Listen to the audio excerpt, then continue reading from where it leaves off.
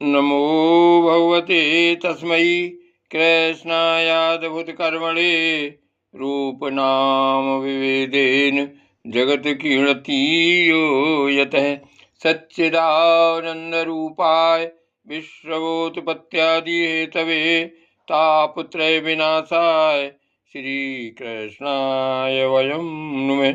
श्रीमद्भागवत महापुराण एकादश स्कंध अध्याय 28वां परमार्थ निरूपण। भगवान श्री कृष्ण कहते हैं, उद्धव जी, यद्यपि व्यवहार में पुरुष और प्रकृति, दृष्टा और दृश्य के भेद से दो प्रकार का जगत जान पड़ता है, तथापि परमार्थ दृष्टि से देखने पर यह सब एक अधिष्ठान स्वरूप ही है। इसलिए किसी के शांत, घोर और मूढ़ स्वभाव तथा उनके अनुसार कर्मों की न स्तुति करनी चाहिए और न निंदा। सर्वदा अद्वैत दृष्टि रखनी चाहिए। जो पुरुष दूसरों के स्वभाव और उनके कर्मों की प्रशंसा अथवा निंदा करते हैं, वे शीघ्र ही अपने यथार्थ परमार्थ साधन से च्युत हो जाते हैं, क्योंकि साधन तो द्वैत के अभिनिवेश का, उसके प्रति सत्तत्व बुद्धि का निषेध करता है, और प्रशंसा तथा निंदा उसकी सत्यता के भ्रम को और भी दृढ़ करती हैं। उद्धव जी, सभी इंद्रियां राजस अहंकार के कार्य हैं। जब वे निंद्रित हो जाती हैं, तब शरीर का अभिमानी जीव चेतना शून्य हो जाता है, अर्थात उसे बाहरी शरीर की स्मृति नहीं रहती। उस समय यदि मन बच रहा, तब तो वह सपने के झूठे दृश्यों में भटकने लगता है, और वह भी लीन हो गया, तब तो जीव मृत्यु के समान गाढ़ निद्रा सुषुप्ति में लीन हो जाता है। वैसे ही जब जीव अपने अद्वितीय आत्मा स्वरूप को भूलकर नाना वस्तुओं का दर्शन करने लगता है, तब वह स्वप्न के समान झूठे दृश्यों में फंस जाता है, अथवा मृत्यु के समान अज्ञान में लीन हो जाता है। उद्धव जी, जब द्वैत नाम की कोई वस्तु ही नहीं है, तब उसमें अमुक वस्तु भली है और अमुक बुरी, अथवा इतनी भली और इतनी बुरी है, यह प्रश्न ही नहीं उठ सकता। विश्व की सभी वस्तुएं वाणी से कही जा सकती हैं अथवा मन से सोची जा सकती हैं। इसलिए दृश्य एवं अनित्य होने के कारण उनका मिथ्यात्व तो स्पष्ट ही है। परछाई, प्रतिध्वनि और सीपी आदि में चांदी आदि के आभास यद्यपि हैं, तो सर्वथा मिथ्या, परंतु उनके द्वारा मनुष्य के हृदय में भय, कंप आदि का संचार हो जाता है।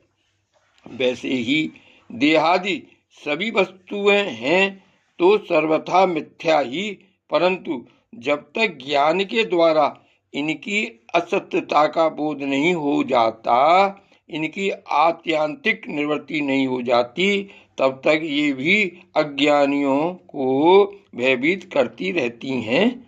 उद्धव जी, जो कुछ प्रत्यक्ष या परोक्ष वस्तु है, वह आत्मा ही है, वही सर्वशक्तिमान भी है। जो कुछ विश्व सृष्टि प्रतीत हो रही है, इसका वह निमित्त कारण तो है ही, उपादान कारण भी है, अर्थात वही विश्व बनता है और वही बनाता भी है, वही रक्षक है और रक्षित भी वही है।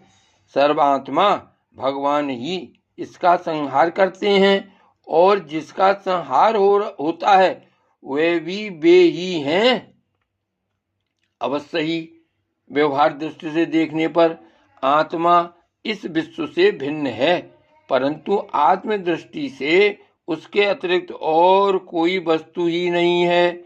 उसके अतिरिक्त जो कुछ प्रतीत हो रहा है, उसका किसी भी प्रकार निर्वचन नहीं किया जा सकता, और अनिर्वचनीय तो केवल आत्म स्वरूप ही है। इसलिए आत्मा में सृष्टि, स्थिति, संहार अथवा आध्यात्म, अधिदैव और अधिभूत, ये तीन तीन प्रकार की प्रतीतियां सर्वथा निर्मूल ही हैं। न होने पर भी यूं ही प्रतीति हो रही हैं।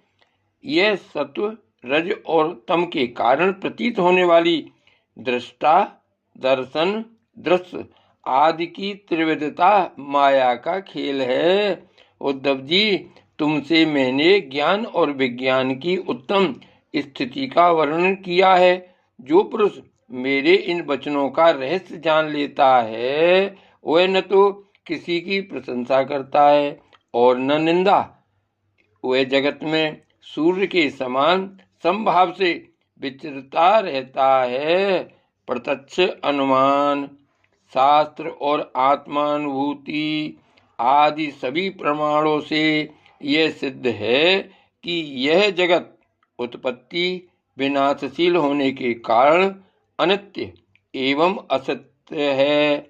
यह बात जानकर जगत में असंग भाव से विचरना चाहिए। जय श्री कृष्ण।